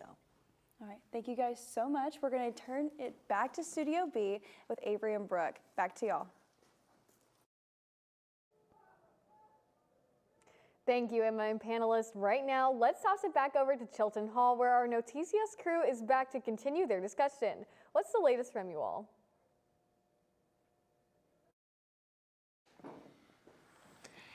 Gracias, Avery. Volvemos con una actualización de los números en las carreras presidencial y senatorial. Empezando por Donald Trump, con 54% de los votos, y en este momento tiene 4.098.914 votos, y Kamala Harris tiene 47% de los votos, con 3.387.230 votos. Y ahora viendo los votos en el Senado, senador Cruz tiene 51% de los votos con 3.866.562 votos. Y Allred tiene 46% de los votos con 3.472.632. Y también tenemos números para que... Bueno, pues las noticias más importantes ahorita es que Trump acaba de ganar el estado de Texas con 53.8% de los votos. 4.033.498.000 votos fueron contados a favor de Trump, y Kamala Harris perdió con 44.8% de los votos. 3.359.000 9,426 fue el resultado que llegó a tener Kamala Harris. Entonces, nuestra noticia de último minuto en estos momentos. Sí, y la inmigración ha sido un tema importante del debate político estadounidense durante décadas, en el que los políticos han evaluado las preocupaciones económicas, humanitarias y de seguridad. Sin embargo, el Congreso no se ha puesto de acuerdo sobre una reforma de la inmigración, lo que ha trasladado algunas de las principales decisiones políticas a los poderes ejecutivo y judicial. Se calcula que en 2022 los inmigrantes constituían el 13.9% de la población estadounidense. Muchas de las políticas destinadas a reducir la inmigración ilegal se centran en la aplicación de la ley en la frontera. Una encuesta realizada por Gallup en febrero del 2024 mostró que el 28% de los estadounidenses consideraban que la inmigración era el problema principal al que se enfrentaba Estados Unidos. Al contrario, una encuesta del Pew Research Center realizada en abril reveló que el 60% de los votantes registrados creía que debía permitirse la permanencia de los inmigrantes indocumentados en Estados Unidos. Y esto no refleja la representación que hemos visto en las noticias. Los estudios demuestran que las representaciones negativas de los inmigrantes en los medios de comunicación aumentan el favoritismo hacia el grupo estadounidense y provocan reacciones hostiles. Se presentan los inmigrantes como criminales y, por tanto, los reduce a su acción ilegal. A través de estos cambios constantes, los medios de comunicación han seguido de cerca todo sobre la inmigración, contribuyendo a la sobrerepresentación del tema y la deshumanización de los inmigrantes. Ahora, hablamos más sobre un tema específico que afecta a los hijos de inmigrantes que forman parte del programa DACA. Muchas inseguridades han causado ansiedad en los recipientes de DACA y los ha dejado sintiéndose nerviosos sobre su futuro. DACA es la consideración de acción diferida para los llegados en la infancia y sirve de salvavidas para algunos inmigrantes indocumentados, conocidos como soñadores. Este programa les permite evitar la deportación y obtener un permiso de trabajo, un número de seguridad social y una licencia de conducir, lo que les permite vivir y trabajar en los Estados Unidos legalmente. Cada aprobación de DACA es válida durante 2 años y puede renovarse. Brenda Abigail Rosas llegó a los Estados Unidos a los 4 años y lleva toda su vida aquí. Se me ha dificultado mucho durante los años que tuve que renovar DACA y no sabía cómo hacerlo por mi cuenta y tendríamos que pagar no solo el impuesto de renovar la DACA, pero también pagarle a un abogado. Aunque ayuda, DACA no es una tarjeta verde ni ofrece un camino a la ciudadanía a través del programa. Es solo una solución temporal. Noé Salazar Ortiz vino cuando solo tenía 1 año y ahora estudia en la Universidad del Norte de Texas. Con amigos que he creado aquí en Denton, sí me han dado un lugar que puedo llamar casa. DACA ha sido atacado repetidamente por los cortes y la administración Trump desde su inicio. Más recientemente, un juez de Texas declaró que DACA es ilegal y continúa el plan de la corte para terminar este programa. Lo que creo que debe ser es dejar las aplicaciones abiertas para poder ayudarnos y a seguir adelante. Solo el Congreso puede decidir el futuro de este grupo y si habrá una solución permanente. Tenemos temor de que quiten el programa porque no solo nos va a quitar el sueño americano, pero nuestra oportunidad de hacer algo aquí en los Estados Unidos, y es lo único que hemos conocido pues prácticamente todas nuestras vidas. Esperemos que tengamos la oportunidad de tener, como mencioné, la seguridad y pues sí, no rendirnos y seguir luchando por el verdadero sueño americano. Aquí en la Universidad del Norte de Texas, los estudiantes también tienen sus atenciones a las elecciones este año. Vamos con nuestra reportera Cintia Mendoza para ver las elecciones desde el ojo estudiantil. Las elecciones del 2024 han sido la sensación del momento. Jóvenes y adultos están involucrados y preocupados por los resultados que podrían llegar a ver. Con tanto medio de información, puede llegar a ser complicado descubrir qué información es la correcta. Esta semana pasada creamos una encuesta para que los estudiantes de UNT pudieran expresar sus emociones e ideologías a la encuesta realizada, estudiantes de UNC reflejó un panorama claro de sus prioridades y emociones hacia la elección. Un 50% señaló que la salud de la mujer es el tema de mayor relevancia, indicando una creciente preocupación por los derechos reproductivos y la calidad de los servicios de salud en Texas. La economía también ocupa un lugar destacado, siendo el principal inquieto para el 26% de los participantes, mientras que el 19% espera ver una reducción en la división política, evidenciando el deseo de un país más unido y con un debate más constructivo. Al preguntarles dónde obtienen sus noticias políticas, el 62% de estudiantes mencionó las redes sociales. Y sobre las políticas económicas, casi la mitad, 49%, señaló que la inflación es su primer preocupación, seguida al empleo 26% y el alivio de la deuda estudiantil 17%. También notamos que la salud de la mujer es algo muy importante en estas elecciones, con 69% expresando la mala calidad y atención que hay. Estos resultados muestran un interés estudiantil más profundo y consciente de los temas críticos que afectan tanto a su presente como a su futuro. La comunidad estudiantil de UNT, al igual que muchos otros jóvenes en el país, está dedicada a ser una voz activa y decisiva en estas elecciones, buscando influir en el rumbo de la nación hacia un cambio refleje sus ideales y expectativas para una sociedad más inclusiva y justa. Estudiantil podrá tener un impacto determinante en estas elecciones, pero regresamos al Texas Tribune, donde se pueden informar de estas decisiones. Y nuestra reportera Melanie habla con un miembro del equipo para contarnos un poco sobre los planes del Tribuno. Estamos aquí con María Méndez, una reportera del Texas Tribune. María, ¿crees que la cobertura del Texas Tribune sobre la inmigración y la población latina los refleja adecuadamente? En el Texas Tribune cubrimos lo que los líderes en poder dicen y proponen sobre inmigración, pero también buscamos siempre incluir contextos sobre la realidad del sistema de inmigración y de los latinos. ¿Y cómo han interactuado los latinos con la cobertura y qué han sido su reacción? Hemos tenido proyectos bilingües y en estos casos los latinos han expresado gratitud por nuestro trabajo en buscar ayudarles a navegar diferentes problemas. Y finalmente, ¿qué tácticas pueden utilizar las organizaciones periodísticas para mantener los latinos como lectores?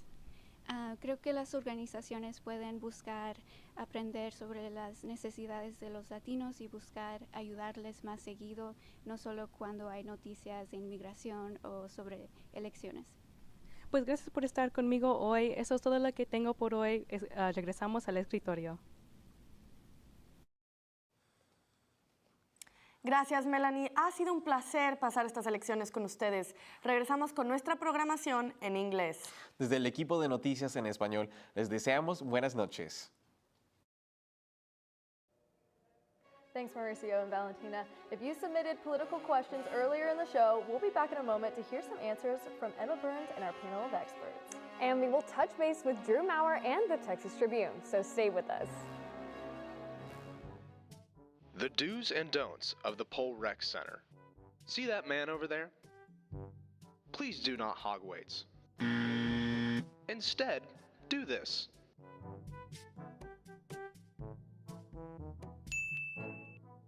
Another important part is having an attentive spotter. See, here is an example of a non-attentive spotter. Instead, do this.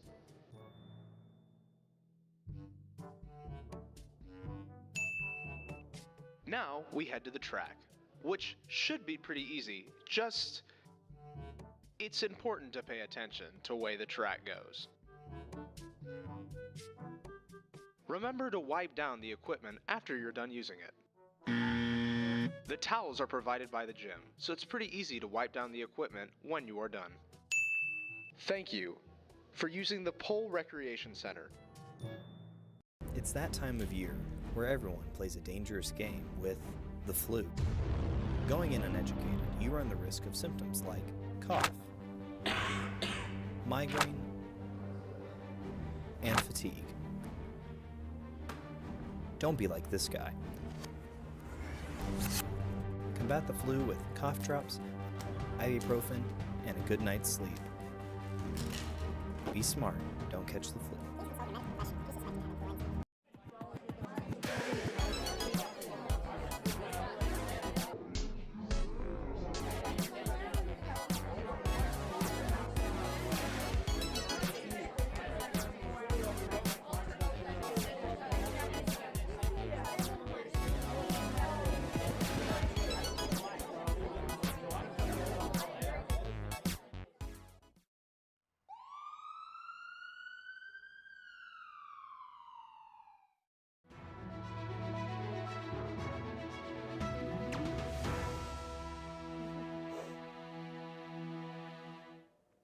Thanks for joining back with us. Let's jump right into an update on the numbers. In terms of the presidential race, Kamala is down even more than she was before, with her total being at 3,465,948.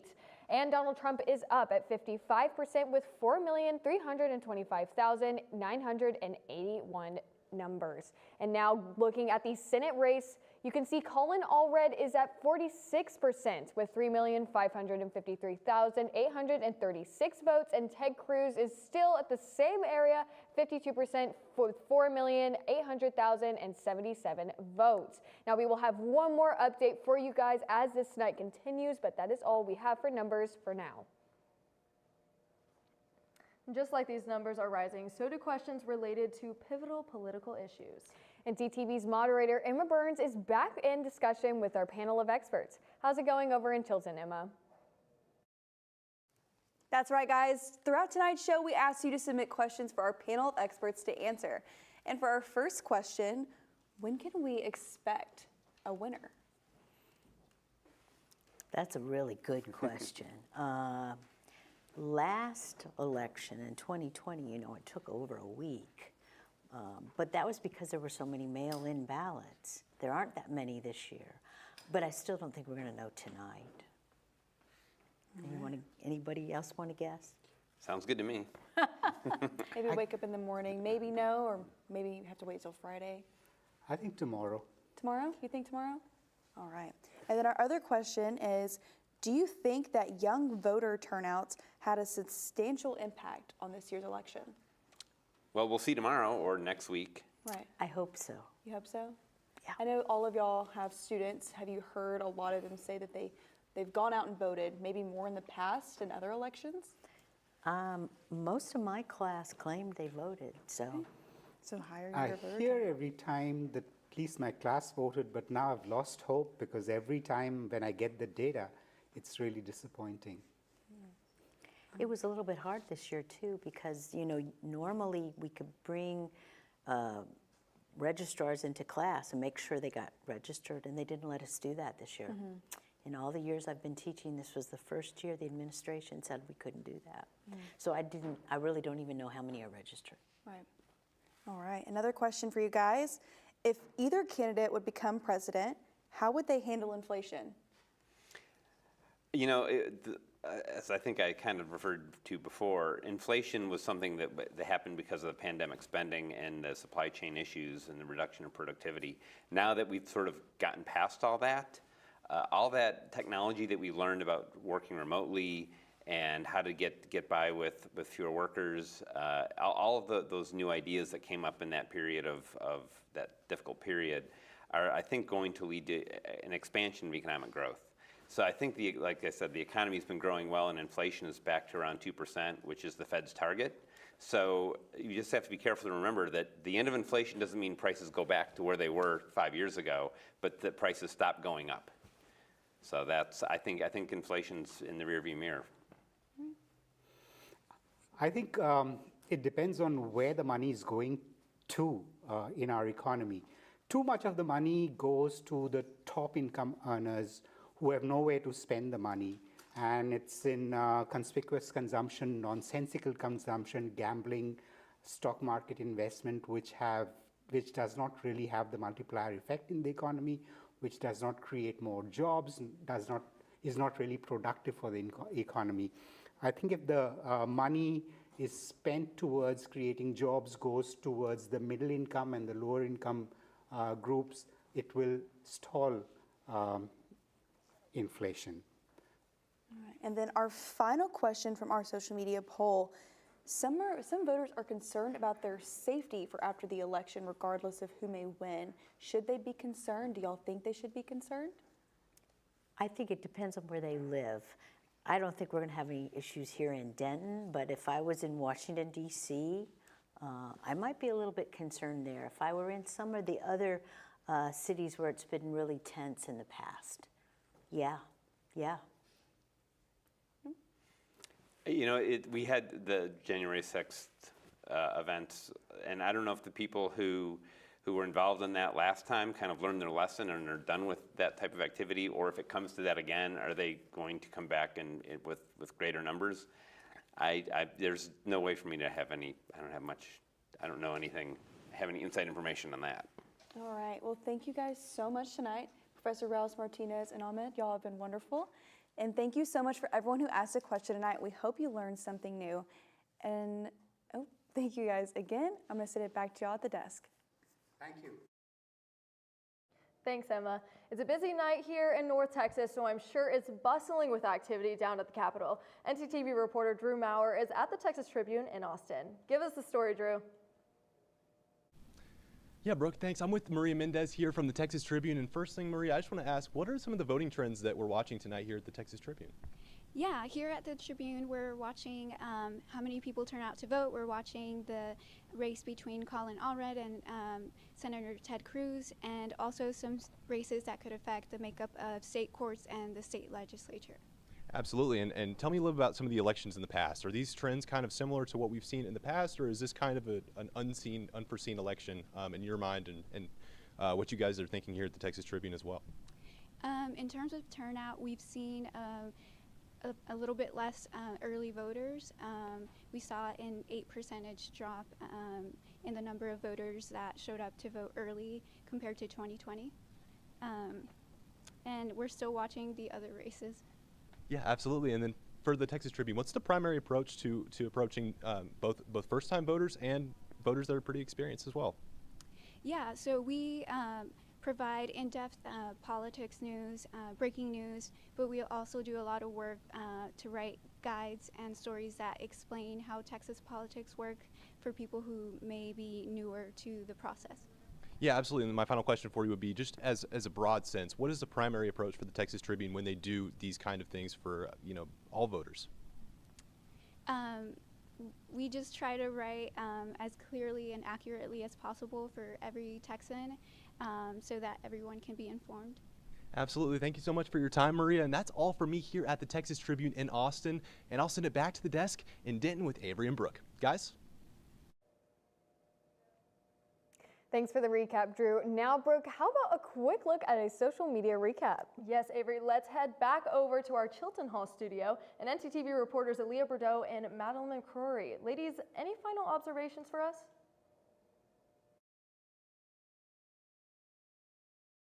And Avery, so far, Trump has won 178 electoral seats. And Kamala is currently sitting at 99. But we have not yet heard the results on any of the battleground states' electoral college seats, and we are waiting on that information. That is correct. So there is still a lot more time to go. Really.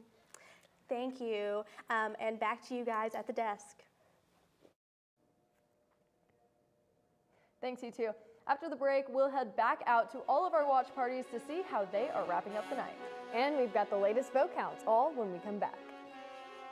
To open a free checking or savings account but don't know where to start? Check out DATQ Credit Union right here on campus.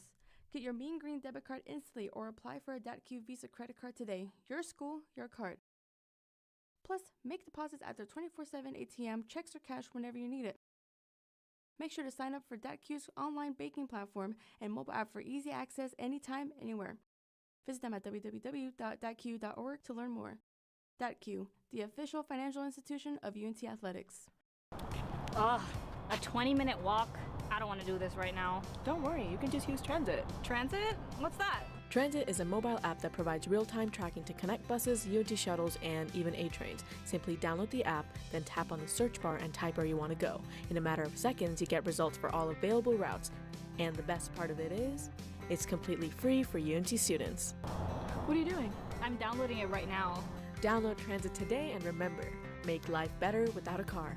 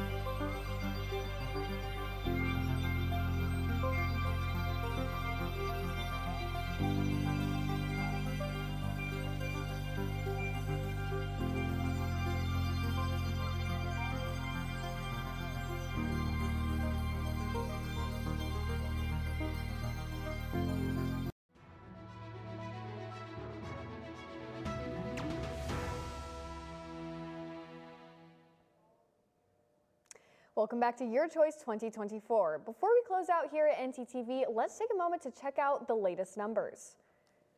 In terms of the presidential race, Donald Trump is still in the lead at 55% with a total of 4,489,807 votes. Kamala Harris is now at 44% with 3,564,429 votes. Now, taking our last look at the Senate race, Colin Allred is at 45%, still a bit under Ted Cruz at 3,656,547 votes. Ted Cruz is now at 53% with a total of 4,240,981 votes. Now, that is all the number coverage we have from you here today, but make sure to stick around for some Bellweather County numbers later in the broadcast. Well, with those numbers in mind, it's time to check in once more with our ntTV reporters stationed at various watch parties around the area. Let's head back out to our campus watch party where ntTV's Alexandria Teeters has been speaking with students to get their final thoughts on the vote. How are people feeling right now? All right, thanks, Brooke. There is a pretty big turnout here, and most people have stuck around and kept watching. It seems like everyone's having a pretty good time. So far, they've done pin the tail on the donkey or elephant. We've played a Kahoot, and we've done a Wordle, but there's more to come later, so come down to the Union if you can. That's all I have from the watch party here at the UNT Union. Now let's kick it over to Chris Goodwin over at the Democratic Watch Party. Chris? Thanks, Alexandria.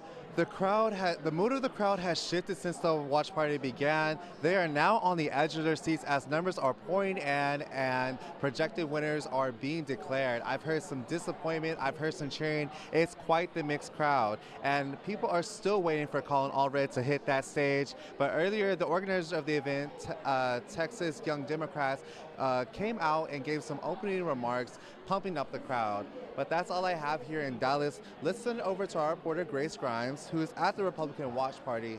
Grace, tell us what's going on out there. I am here with Nate Schatzline, and he is a Texas Republican representative. And Nate, I just have a few questions to ask you. The polls just closed, and what are your thoughts and how are you feeling about tonight? Oh, let me tell you something.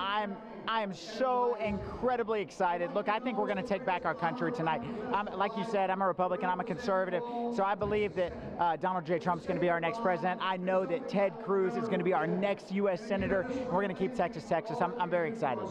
Awesome. And then what are some priorities of yours heading into next year, since we do not know who is winning the presidential election yet? Yeah, absolutely. Look, at the end of the day, regardless of who wins the presidential election, securing the Texas border is the #1 priority we must have. in the Texas legislature, whether that's continuing Operation Lone Star, finishing our border wall, funding it, whatever it takes, we must secure the Texas border. The other thing is, right now we're working with, students at UNT, it's going to be difficult for you guys to own property if we don't fix this economy. So we've got to provide massive, meaningful property tax relief for our property owners, for our renters, you name it, and we've got to make sure that the next generation can own property. And then, of course, education's huge to me. And so not only do we need to support our public schools that are doing the right thing, but man, we've got to empower parents in their children's education and pass universal school choice across the state of Texas. We should be leading on that issue. That's one of my top priorities. Thank you, Nate. And the energy at this event has been high the entire time. We have had so much fun. And now I'm going to take it over to ntTV's Drew Maurer. He has been at the Texas Capitol all day. And Drew, what's it looking like over at the Texas Tribune? Although we did check in with Drew just one last time earlier, we are still going to go ahead and take it now over to our Bellweather counties. And now these watch parties will be continuing throughout the night, so make sure to see how the election plays out. I think it's time we did one last check-in with our Bellweather County team again to see how those votes specifically are shaping up. How about it, Jackson and Aaron? Yes, thank you guys. As we wrap up the show, we're going to take a final look at the vote counts across our Texas counties. Now, we only have 64% of the votes counted so far, so take this a little bit with a grain of salt. Absolutely. These numbers are going to be preliminary, and we don't really know how the counties are counting their votes. Some of these could be mail-in votes, some of these could be early voting, and we may have even started on the today election day's voting, but this is about 65% of what we know. Starting off in Tarrant County, we've got 52% of the county leading with all red. There's about a 12,000 voter difference between all red and Cruz. Thank you, Jackson. Of course. Currently, but then as we move into Collin County, we can see that it's 55% and 43%. There's a larger difference in Collin County with 30,000 voters difference in those. And Jackson, what about your counties? Exactly, and in Williamson, it's leaning more towards all red. It's at 49.7%. However, it's predicted to go more blue, much like the 2018 votes there for Beto. Now in Hays County, it's even higher at 53.8% for all red as well. Now in Jefferson, it's a different story. It's 53.3% for Cruz. It's definitely leaning more red. Now in Kleberg and Duval, there isn't any information out just yet. As you can see, it's at 0000, but as the information comes in, it's definitely leaning more towards the red side. Absolutely, and as we said, we've still got more votes to count, but as we take a look at across the state, Jackson, you have information for us on the Senate vote. That's correct. It's looking more like we're going to lean towards red with Cruz. It's at a 52.8% right now. It hasn't been called yet, but it's definitely leaning more red. It's sorry, I apologize. It looks like it's actually 64% for Cruz. Absolutely, and then I have information for Texas on the presidential race. At this point, CNN and AP News, along with Texas Tribune, all have called Texas as Trump winning the election for the state. So we do have confirmed information that Trump has won Texas. But that's all we have for Bellweather. I'm Aaron Erie. I'm Jackson Berry. Thank you guys so much. We're going to sit back over to Brooke and Avery. Thanks so much, Jackson and Aaron. Brooke, it has been a crazy night and such an honor to cover one of the biggest elections in our history. Absolutely, Avery. We here at ntTV want to thank all of those who helped make this broadcast possible. There has been a lot leading up to the 60th quadrennial presidential election, and we couldn't have done this without you. And thank you all for watching. Join us for ntTV Noon and Nightly News beginning this Thursday, November 7th. From all of us here at ntTV, thanks for watching and good night.